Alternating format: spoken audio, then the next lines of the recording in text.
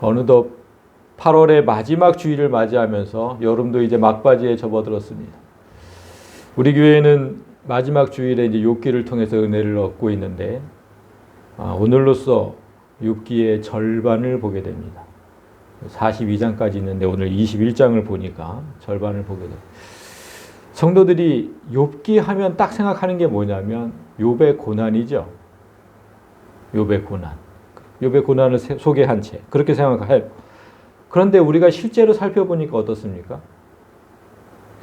욥과 세 친구의 대화가 주를 이루고 있습니다. 세 친구가 욥을 죄인 또는 악인 이렇게 막 공격을 하면 욥은 아니다. 나는 죄인이 아니다. 나는 악인이 아니다. 라고 변호하는 그런 형태의 그 대화가 욥기의 절반 이상을 차지하고 있습니다. 이 대화가 욥의 고난과 무슨 상관이 있을까요? 우리는 이들의 대화를 통해서 진리와 거짓을 구별해낼 수 있는 그런 훈련을 해야 된다고 제가 말씀을 드렸는데, 그렇다면 욥기의 주제는 욥의 고난이 아니라 진리와 거짓 이렇게 주제를 잡아야 되지 않을까? 그렇지 않아요? 근데 그 내용이 절반 이상이잖아요. 그렇게 생각하기 쉬워요.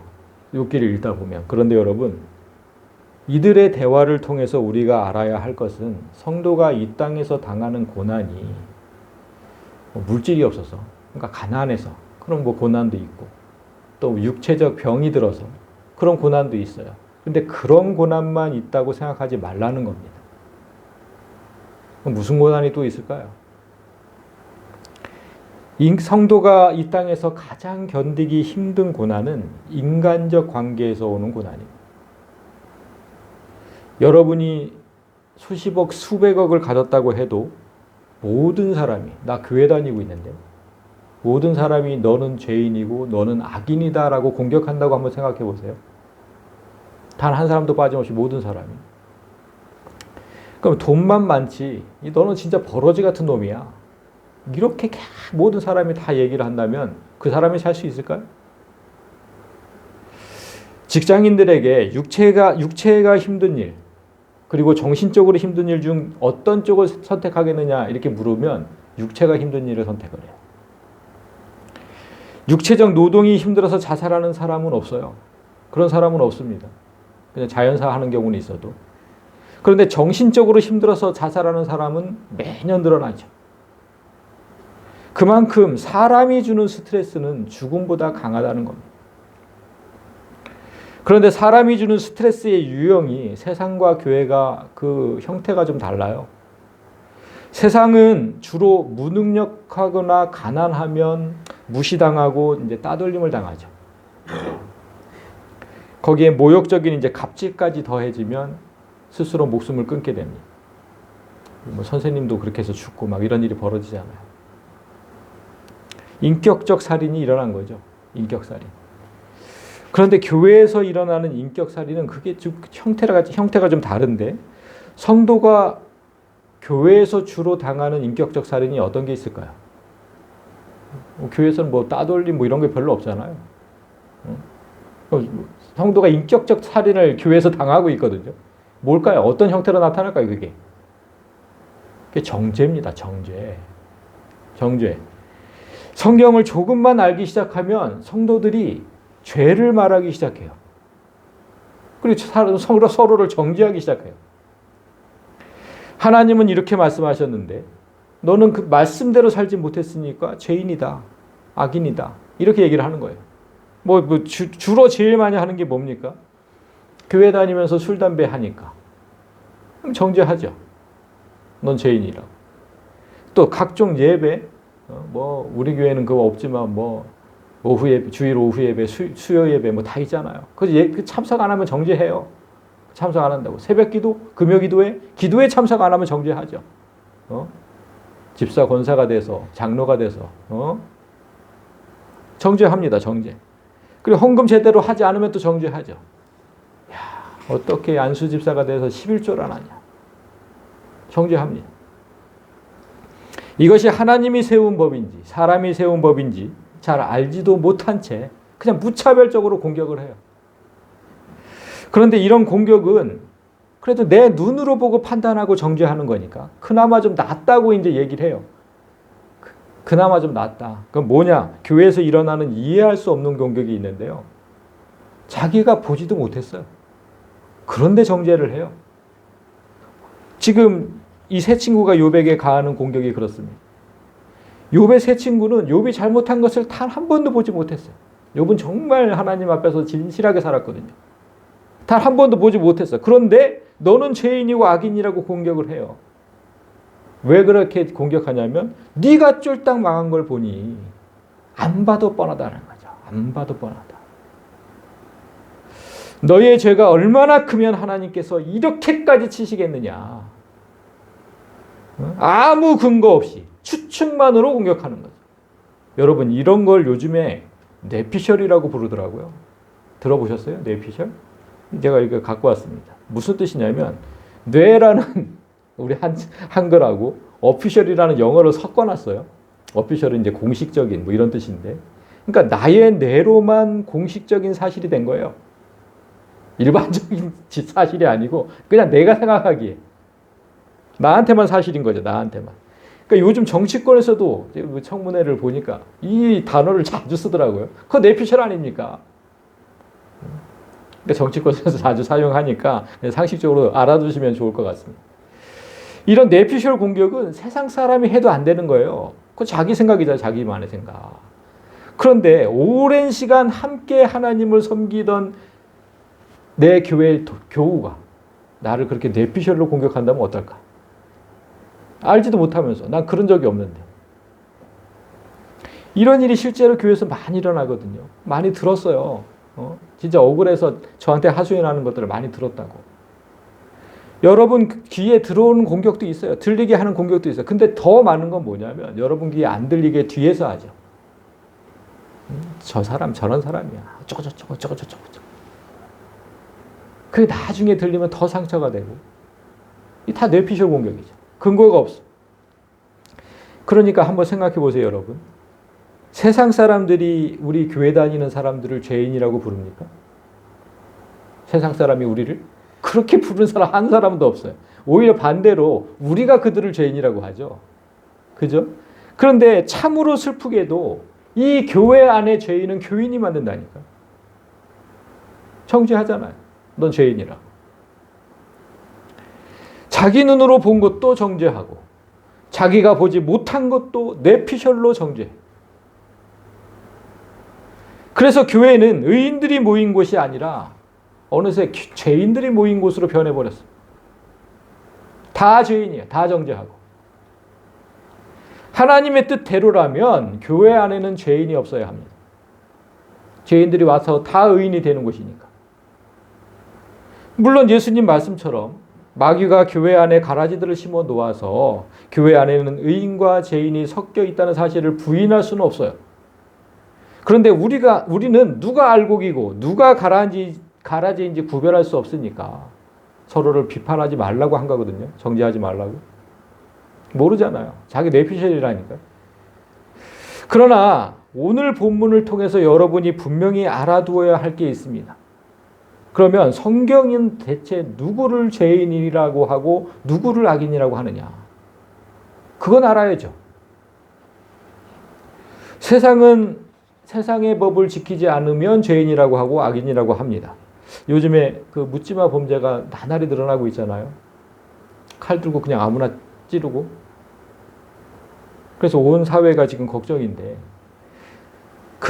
그런 사람들을 죄인이라고 부르고 악인이라고 부르는 데는 뭐 한 사람도 주저함이 없어요. 그거 다 맞죠? 그러니까 이 세상 법을 어기면 죄인이고 악인이 됩니다. 그런데 교회는 달라요. 우리에게도 하나님께서 주신 법이 있지만 그 법을 지키지 않았다고 해서 죄인이 되고 악인이 되지는 않습니다.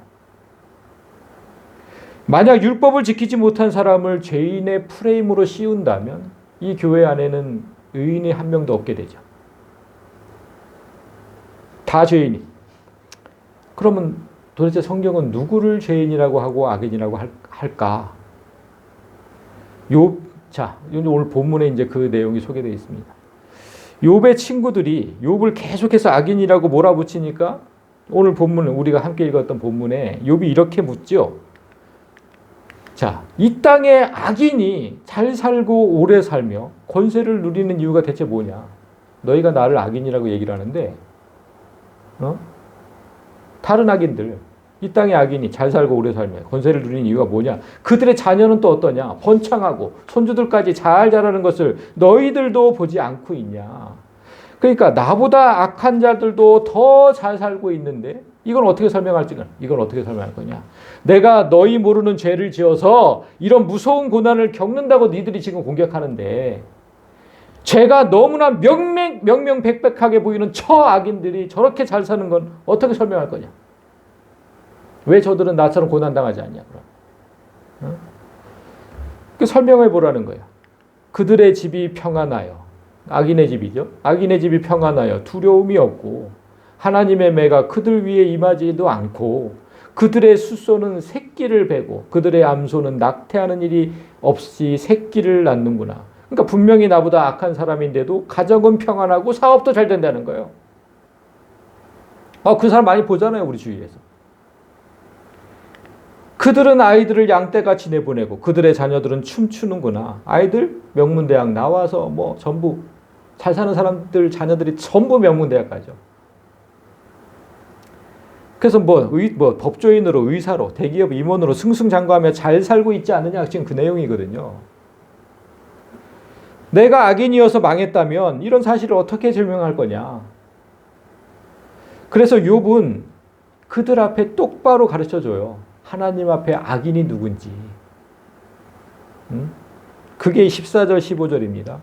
그들은 하나님께, 여기 악인이죠. 악인들은 하나님께 말하기를 우리를 떠나소서 우리가 주의 도리 알기를 바라지 않습니다. 전능자가 대체 누구이기에 우리가 섬겨야 합니까?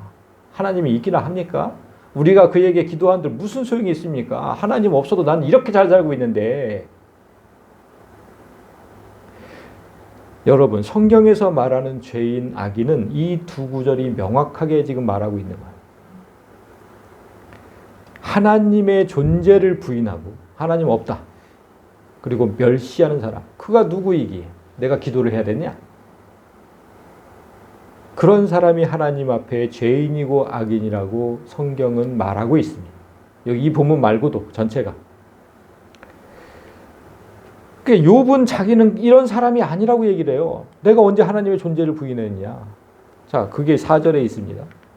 나의 원망이 사람을 향하여 하는 것이더냐? 이렇게 물었어요. 그러니까 이제까지 욥이 내뱉었던 그 환탄과 원망이 사람을 향한 것이더냐? 아니었죠. 우리가 봤어요. 아니었습니다. 나를 이렇게까지 치신 하나님을 향한 것이었죠. 그러니까 사람이 하나님을 원망하든 불만 불평을 쏟아내든 하나님을 향해서 한다는 것은 그 내면에 하나님이 계시다는 믿음이 있다는 거잖아요. 그러니까 하나님을 향해서 하지. 하나님이 없다고 생각하는데 왜 하나님을 향해서 해요? 따라서 하나님의 존재를 인정하는 욥은 적어도 성경적으로는 절대로 죄인이 아니죠. 그런데 친구들이 계속해서 너는 죄인이고 악인이다 라고 공격하고 있고 욥은 나는 악인이 아니다. 억울함을 계속해서 호소하는 내용이 4장부터 28장까지 욥기의 절반 이상을 차지하고 있습니다. 어찌 보면 참 지루한 논쟁이고 쓸모없는 소모전 같아요. 왔다 갔다 같은 얘기 똑같이 그냥 같은 주제를 놓고 계속 반복하는 거 아닙니까? 이런 그 쓸모없는 소모전을 왜 성경이 이렇게까지 길게 소개할 필요가 있을까? 이런 의문이 들었어요. 제가. 이런 의문이. 4장부터 28장까지 이 내용이라니까요. 그런데 성경은 성령께서 편집하신 책이잖아요. 그렇다면 분명히 그 이유가 있을 거 아닙니까? 이렇게 길게 소개하는 이유가. 하나님은 왜 이 논쟁을 비중 있게 다루고 있을까? 자, 하나님께서 성경의 많은 부분을 할애하면서까지 이 논쟁이 앞으로 기독교 역사에서 자주 일어날 논쟁이라고 말씀하신 겁니다. 심각하게 경고하신 거예요. 제가 요즘 신학계가 돌아가는 상황을 보면서 이 말씀을 정말 뼛속 깊이 절실하게 깨달았어요. 왜 이렇게 길게 해놓으셨는지 알겠다. 이게 진짜 중요한 거구나, 이게. 기독교 2000년 역사를 돌아보면 누가 죄인인가에 관한 그걸 놓고 궤변을 쏟아놓다가 이단으로 정죄당한 사람, 집단, 그런 사람들이 정말 많이 있거든요. 그래서 우리가 이제 기독교 역사를 공부하는 거 아닙니까? 진짜 많았어요. 그런데 요즘 이런 사람들이 또다시 등장했어요. 계속 있었지만 너무 요즘에 득세를 하고 있어요. 득세를. 제가 잠시 여러분께 이제 질문을 좀 할 겁니다. 질문을 할 텐데 하나님께서 왜 이 내용을 비중 있게 다루었는지 이제 이 질문을 통해서 여러분이 한번 생각을 해보셔야 돼요. 질문을 할 텐데 이게 맞는지 틀리는지 한번 대답을 좀 잘 해보세요. 자, 첫 번째 질문. 십계명을 비롯한 율법은 하나님께서 출애굽 이후에 주셨죠? 그렇죠? 출애굽 이후에 모세에게 주셨잖아요. 율법을. 그런데 그게 처음 주신 게 아니라 타락 전에 아담의 마음에도 율법을 주셨다. 맞을까요? 틀릴까요?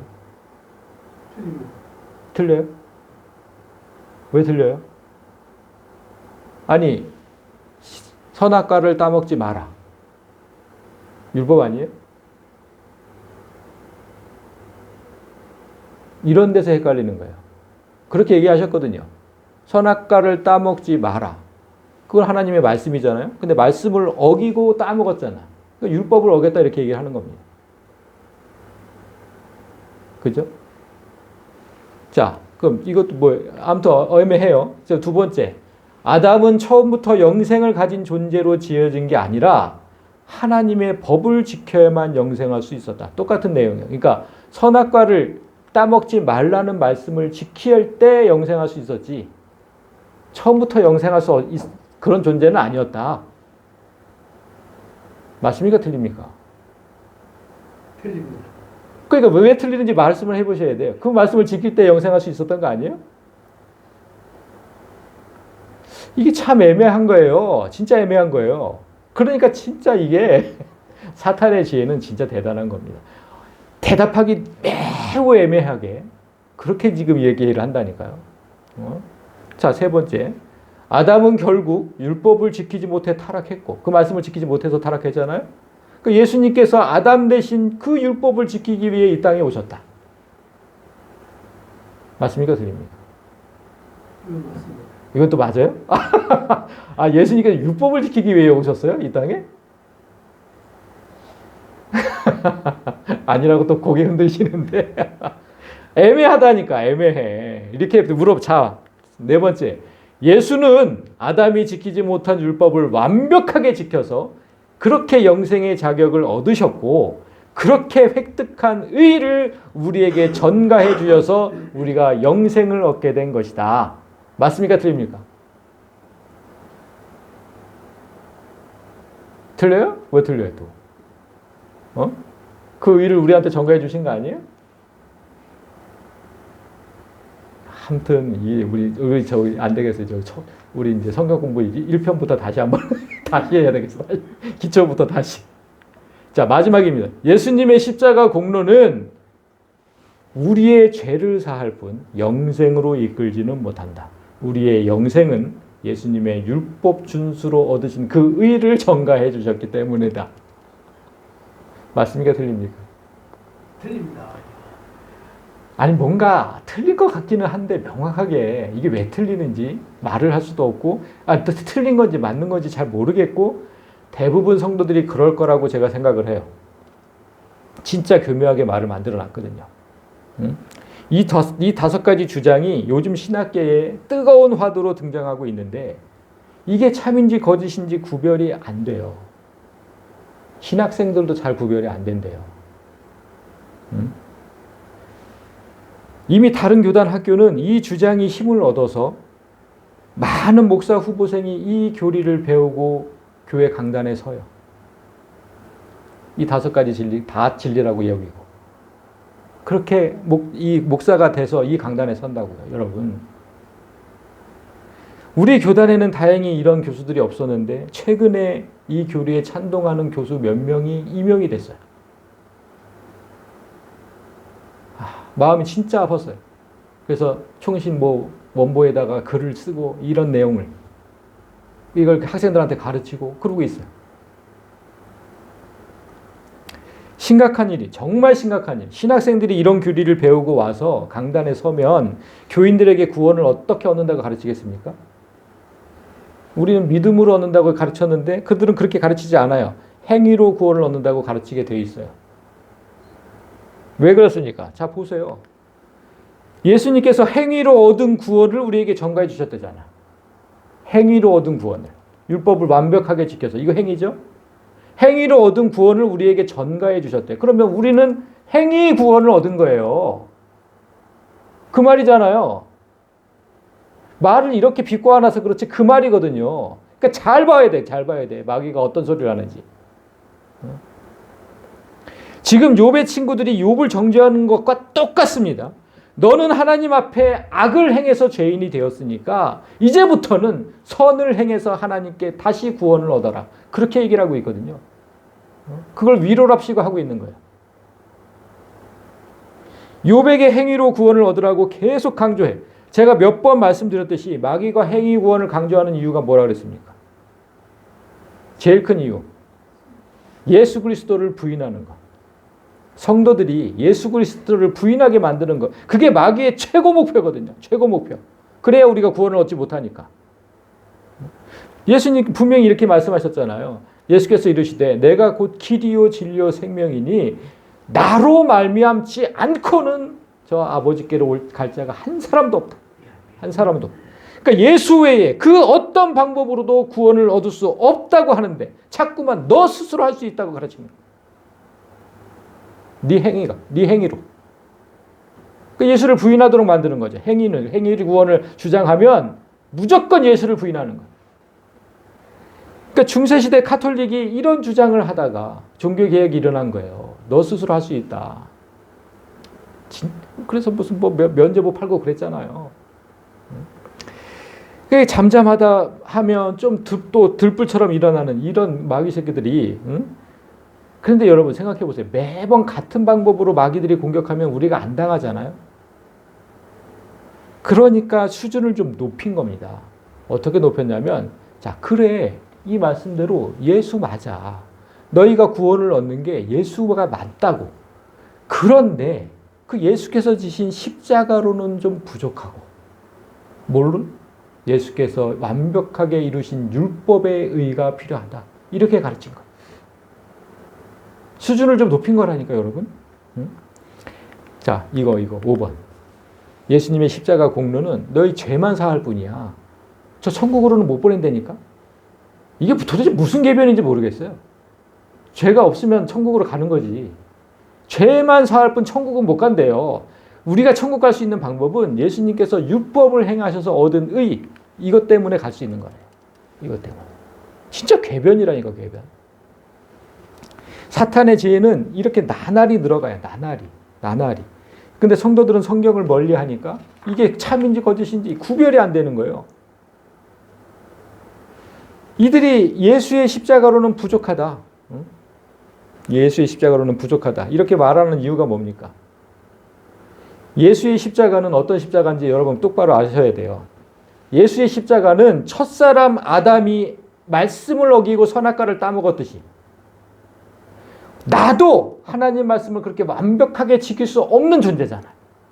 그래서 예수께서 내가 지은 이전에 지은 죄, 현재 짓고 있는 죄, 미래에 지을 죄까지 그 모든 죄를 다 십자가에 못 박으신 거. 그게 예수의 십자가예요. 나 그거 할 수 없으니까. 어떡하든지 난 죄를 짓게 돼 있으니까. 그래서 예수의 십자가를 믿는 자는 죄인이 아닌 거거든요. 다 박았으니까 그 죄를 십자가에다가. 그런데 이것으로 부족하다면 예수 자체를 부정하는 거죠. 십자가로는 부족하다 이러면.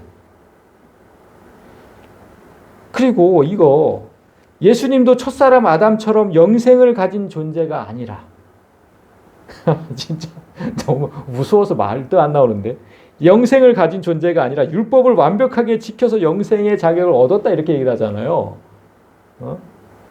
그래서 그렇게 말하면 예수께서 곧 하나님이고 하나님이 사람으로 오셨다고 우리는 매주 반복을 하는데 그걸 부정하는 거잖아. 예수는 하나님도 아니고. 응? 율법을 완벽하게 지켜서 영생의 자격을 얻었다는데 무슨 하나님이에요 그분이. 영생이 없었대요 원래는. 그들이 예수를 부정하기 위해서 첫사람 아담까지 소환한 이유가 있습니다. 성경이 창세기의 아담을 첫 번째 아담이라고 말하고 예수님을 마지막 아담이라고 부르기 때문이죠. 자, 고린도서 15장에 보면 기록된 바 첫사람 아담, 이게 이제 창세기 때 나오는 아담, 그 아담은 생명이 되었다 함과 같이 마지막 아담, 예수는 살려주는 영이 되었다. 이런 구절이 있잖아요. 창세기에 등장하는 첫사람도 아담이고 예수님도 똑같이 아담이라고 표현하잖아요.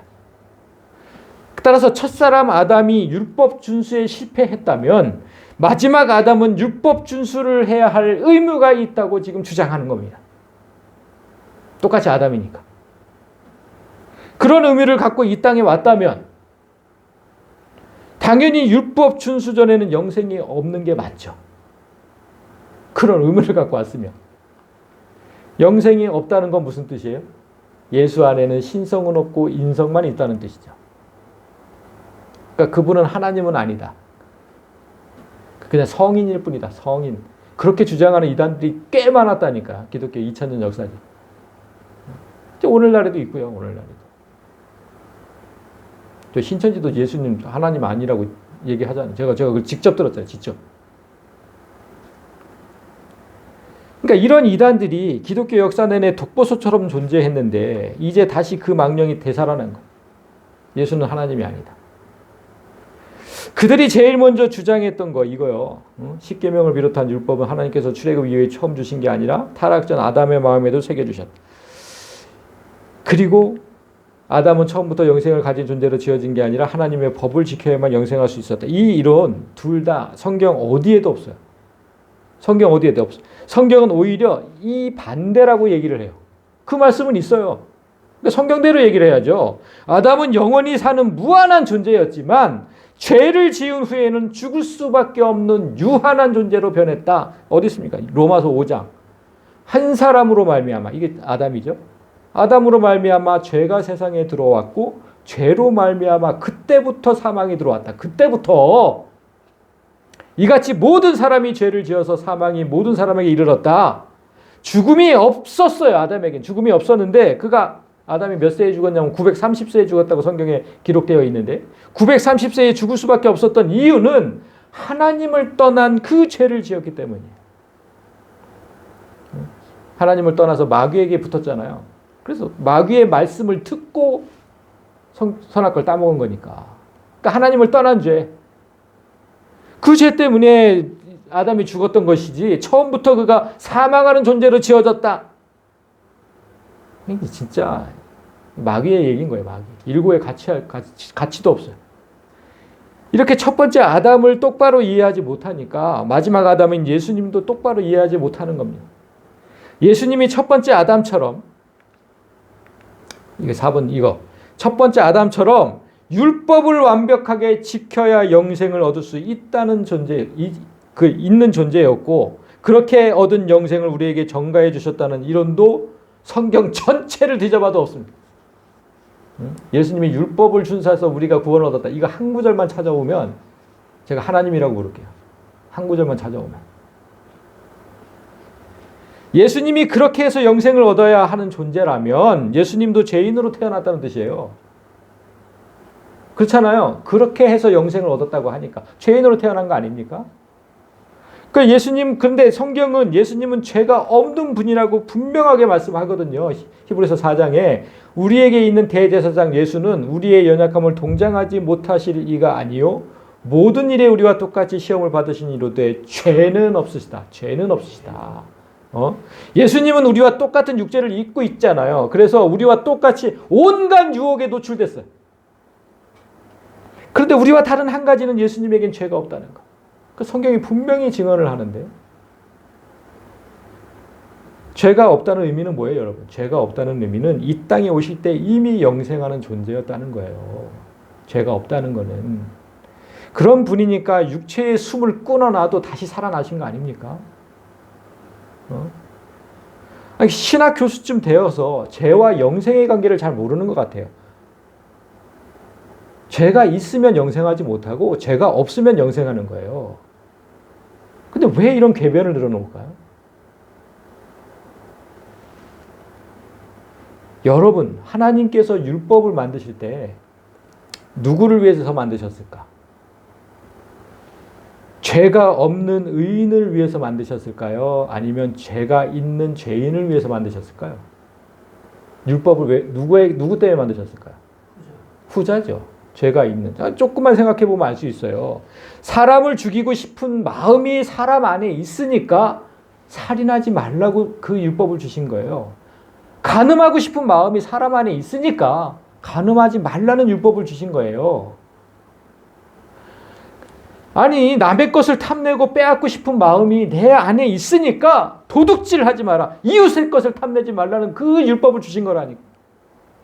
첫사람 아담은 선악을 알게 하는 나무의 열매를 먹기 전에는 이런 악한 것들이 없었어요. 그런데 왜 그에게 율법이 필요합니까? 그에게 율법이 필요 없어요. 선악을 알게 하는 나무의 열매를 먹었을 때, 그때 비로소 악을 알게 된 거예요. 제가 그 얘기를 했죠? 몇 번 설명했잖아요. 선악을 알게 하는 나무는 정확하게 얘기하면 악을 알게 하는 나무예요. 선이신 하나님을 이미 알고 있었으니까, 아담이. 근데 악은 몰랐거든. 사탄에 대해서는 몰랐거든요. 그러니까 선악을 알게 하는 나무예요. 그래서. 그러니까 그때부터 악을 알게 된 건데 그에게 율법이 왜 필요했냐고. 근데 왜 타락전 아담에게도 율법이 있었고 어쩌고저쩌고 얘기를 하냐고요. 그러니까 이런 사실을 모르는, 자기가 무식하다는 걸 스스로 증명하는 거예요. 선악과가 무슨 뜻인지도 모르고. 또한 아담이 죄를 지었다면 그 죄값은 누가 치러야 됩니까, 여러분? 아담이 죄를 지었으면 하나님의 법은 죄를 지은 사람이 그 죄값을 치르는 거예요. 근데 아담이 지은 죄값은 아담이 받아야 하는 거죠. 오늘 본문의 욥이 그 얘기를 해요. 19절에 보면 너희는 하나님이 아버지의 죄를 그 자식들에게 갚으신다 이렇게 얘기하지만 그런 말 하지 말아라. 죄 지은 사람이 벌을 받아야 한다. 그래야만 그가 죄를 깨닫는다. 응?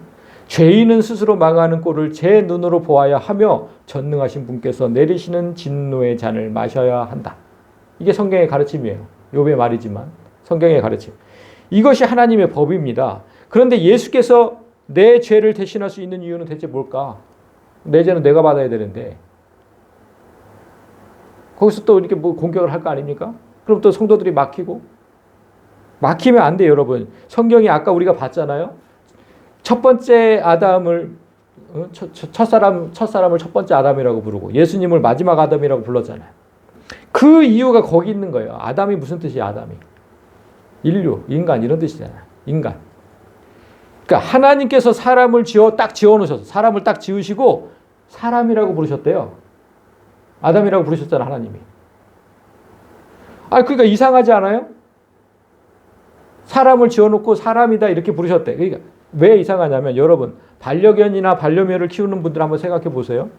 여러분이 키우는 개나 고양이를 부를 때 이름을 붙여서 부르잖아요.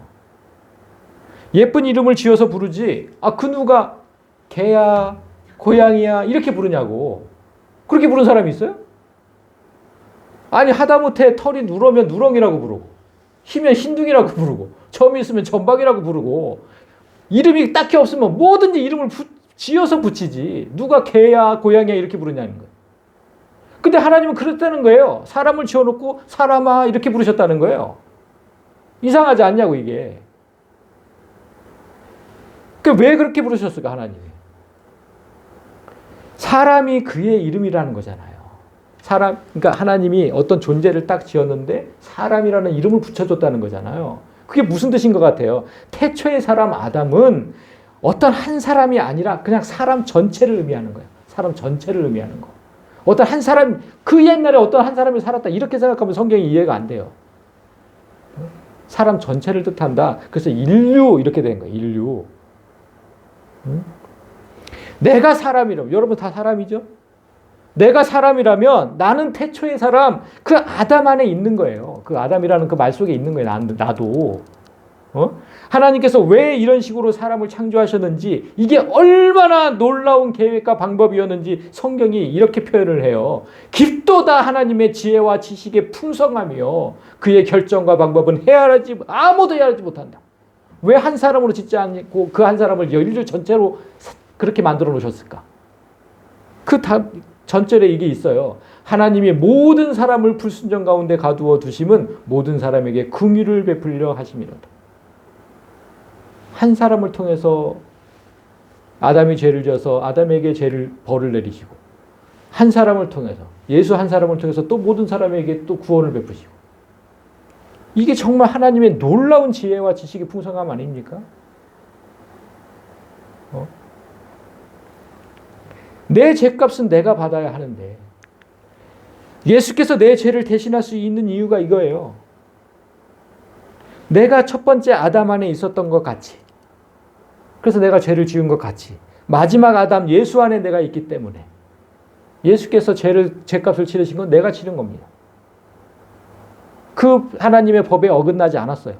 네 죄값은 네가 치러야 한다. 거기서 이게 하나님의 놀라우신 방법이다 이 말이에요. 이해가 되셔야 돼요. 이해가 되셔야 돼요. 그런데 만약 두 번째 아담인 예수께서 죄가 있는, 아까 그들이 주장한 대로 죄가 있는 상태로 왔다면, 그래서 율법을 완벽하게 지켜야 뭐 영생을 얻고, 그렇게 죄가 있는 상태로 왔다면 첫 번째 아담의 죄를 대신할 수 있어요? 지가 지 죄값을 치러야지. 누구 죄를 대신해? 그건 안 되는 거예요. 그거는. 그래서 고린도후서 5장에 하나님이 죄를 알지도 못하신 예수에게 우리를 대신하여 죄를 씌우셨다. 그 이유는 우리가 예수 안에서 하나님의 의가 되게 하려 하십니다. 성경이 정확하게 가르쳐주고 있잖아요. 성경을 제대로 안 읽는 건지. 신학 교수인데 난 진짜 너무 의심스러운 거야 이게. 성경이 이렇게 곳곳에서 예수의 죄 없으심과 그가 우리를 대신해 죄값을 치를 수 있는 이유를 자세하게 설명하고 있는데, 그들은 성경 어디에도 없는 자기 뇌피셜로 지금 학생들을 가르치고 있는, 이게 얼마나 위험한 일입니까? 이런 자들을, 목사를 양성하는 그 신학교에, 그 신대원에 지금 유명한 그 학교, 그리고 이런 자들을 우리 교단의 목사로 지금 그냥 두고 있는, 치리하지 않고, 그럼 우리 총회 강력하게 항의하고 싶습니다. 당장 대처해야 됩니다. 오늘 본문에서 욥이 보는 세상은 너무나도 불합리해요. 우리가 보는 것처럼 너무나도 불합리합니다. 악인은 모두 부자고 행복하게 살아요. 우리는 실제로 부자들이 어떻게 사는지 잘 몰라요. 그런데 TV를 통해서 볼 수 있잖아요. TV를 통해서 얼마나 그들이 잘 사는지. 와, 저런 데도 있어? 부자들은 정말 호화롭게 살다가 병들면 서민 아파트보다 넓은 병실에서, 그 병실 하나가 얼마나 큰지, 거실도 있고 그렇더라고요. 병실 하나예요. 그런 주치 수발을 받으면서 고통 없이 누워있다가 죽는다. 그 얘기를 욥이 이렇게 증언을 하죠. 악인은 죽을 때까지도 기력이 정정하다. 얼마나 챙겨 먹는지. 죽을 때에도 행복하게 편안하게 죽는다. 평소에 그의 몸은 어느 한 곳도 영양이 부족하지 않으며 뼈마디마다 생기가 넘친다. 그가 죽어 무덤으로 갈 때는, 그 화려하게 가꾼 무덤으로 갈 때는 수많은 조문객이 장례 행렬을 따르고 골짜기 흙마저 그의 시신을 부드럽게 덮어준다. 욥이 보는 세상은 이렇게 불합리하지만 정확하게 보고 있지 않습니까? 그런데 친구들은 왜 그렇게 악인이 망한다, 이 세상에서 망한다 이렇게 얘기를 할까? 왜 그들이 그렇게 틀렸을까요? 그들이 틀렸을까? 그럼 그들이 그렇게 틀린 말을 한 걸까? 그런데 여러분, 성경을 보면 그들이 딱히 또 틀린 말을 한 것 같지가 않아요. 성경을 보면 그게 문제인 거죠. 자, 보세요. 잠언 24장에 대저 의인은 7번 넘어질지라도 다시 일어나지만 악인은 재앙으로 말미암아 엎드러진다. 이런 말씀이 있잖아요. 전도서에도 있습니다. 악인은 잘되지 못하며 장수하지 못하고 그날이 그림자와 같으리니 이는 하나님을 경외하지 아니함이니라. 아니 성경도 친구들의 말대로 악인은 망하고 오래 살지 못한다고 말씀하잖아요. 그럼 친구들 말이 틀린 게 아니네. 이래야 돼요? 그래서 우리가 성경을 잘 알아야 된다고 하는 거예요, 여러분. 욥이 세상을 보는 눈이 틀린 게 아니라 하나님을 잘 모르는 자들이 이런 성경을 보는 눈이 틀린 거예요. 성경을 잘 못 볼 때 얼마나 우스운 일이 일어나는지, 무서운 일이 일어나는지 제가 우스운 얘기를 하나 해드릴게요. 오늘 딱딱한 얘기만 했으니까 마지막으로 우스운 얘기. 어떤 장로님 아들이 장가를 가게 됐대요. 그래서 결혼식을 하는데 결혼식장에서 만난 며느리가 웨딩드레스 입었으니까 얼마나 예쁘게 보이든지 그 며느리가 정말 얼마나 예쁘고 사랑스러운지 이게 결혼식을 지켜보다가 장로님이 급하게 쪽지 하나를 적어서 사회자한테 건네줬대요. 거기에는 뭐라고 적혀 있었냐면 요한일서 4장 18절을 신부에게 읽어주세요. 이렇게 적혀 있었어요. 그런데 원래는 여러분 요한일서를 저렇게 쓰지 않죠. 이렇게 써야 돼. 요한일서 4장 18절. 근데 장로님이 급하다 보니까 일자를 이렇게 쓴 거예요. 이게 화근이었어요. 이게 화근. 원래대로 요한일서 4장 18절은 뭐라고 되어 있냐면 사랑 안에 두려움이 없고 온전한 사랑이 두려움을 내쫓나니 두려워하는 자는 사랑을 온전히 이루지 못한 정말 귀한 말씀이죠. 사랑 안에는 두려움이 없다. 얘야. 온전한 사랑은 두려움을 내쫓는다. 이게 진짜 며느리한테 주고 싶었던 거예요. 장로님이. 이 귀한 말씀을. 그런데 사회자가 요한 일서를 쓴 거를 이거를 일자가 그냥 그 일자 그냥 요한복음 4장 18절인 줄 알았던 거예요. 이거를. 요한복음 4장 18절. 그래서 급하게 요한복음 성경 하나를 가지고 와가지고 요한복음 4장 18절을 찾아서 읽어줬대요. 거기 뭐라고 되어 있었을까요? 너에게 남편 5이 있었고 지금 있는 자도 네 남편이 아니니. 이거를 사회자가 읽었다는 거 아닙니까? 신부에게 너 남편 5이나 있었잖아. 지금 있는 남편. 이게 우리가 뭐 어디에 있는 말씀인지 잘 알죠? 이걸 읽어줬다는 겁니다. 그러니까 말씀 하나를 이렇게 잘못 적용하면 큰 사단이 나요. 이게 뭐 결혼식이 온전하게 됐겠습니까? 시아버지가 며느리한테 주라는 말씀인데 이게. 그러니까 예수의 영이 없는 사단에 속한 사람과 하나님 말씀과는 아무런 관계가 없어요. 잘 몰라요. 아무런 관계가 없어요. 그 말씀이 요한복음 14장에 이후에 이 세상의 임금이 사탄이죠. 사탄이 이 세상의 임금이에요. 지금은. 그러나 그 사탄은 내게 관계할 것이 없다. 말씀 대신 예수님. 그 말씀과는 아무 관계가 없어요. 사탄은. 그리고 사도행전 8장에 하나님 앞에서 네 마음이 바르지 못하니 이 도에는, 그러니까 성경의 도에는 네가 아무런 관계도 없고 분깃될 것도 없다. 그러니까 성경이 진리로 가득한 책인데, 그런데 예수의 영이 없으면 잘못 이해하게 되고 잘못 적용하게 돼요. 그들과 성경은 아무 관계가 없기 때문에 뭔지 몰라요. 무슨 뜻인지. 그래서 아까 이 잠언 말씀, 악인은 재앙으로 말미암아 너무 엎드러진다. 이 말씀이 악인이 원하는 망한다는 말씀은 앞뒤 구조를 잘 봐야죠. 그러면 무슨 뜻이냐면 그의 육체적 삶을 말하는 게 이 땅에서 삶을 말하는 게 아니라 그 영적 삶을 말씀하신 거예요. 영적인 삶을. 그 영이 망한다는 거거든요. 그 영이 망한다. 그리고 이 전도서의 이 구절 있잖아요. 악인은 잘 되지 못하면 장을. 이게 하나님께서 하신 말씀이 아니에요. 이 전도서 누가 썼죠? 솔로몬이 썼는데 솔로몬이 사람들이 이렇게 얘기한다라고 되어 있는 구절이에요. 사람들이. 욥과 똑같이 솔로몬이 볼 때는 악인들이 잘만 사는데 사람들은 왜 그렇게 말하는지 모르겠다고 말하는 그 한탄하는 구절이에요. 솔로몬, 욥이 지금 악인이 잘 되는 걸 보고 있잖아요. 솔로몬도 그걸 봐요. 악인이 너무 잘 살아. 왕의 입장으로도 봐도. 근데 왜 사람들은 악인은 잘 되지 못하며 장수하지 못하고 그날이 그림자와 같고 이렇게 얘기하는지 모르겠다라고 말한 거예요. 그러니까 이거만 딱 가져오면 성경도 이렇게 이야기하잖아요. 이렇게 되는 거예요, 이게. 그러니까 말씀과 사탄의 무리와는 아무 관계가 없어요. 몰라요. 앞뒤 문맥도 모르고 아무것도 몰라.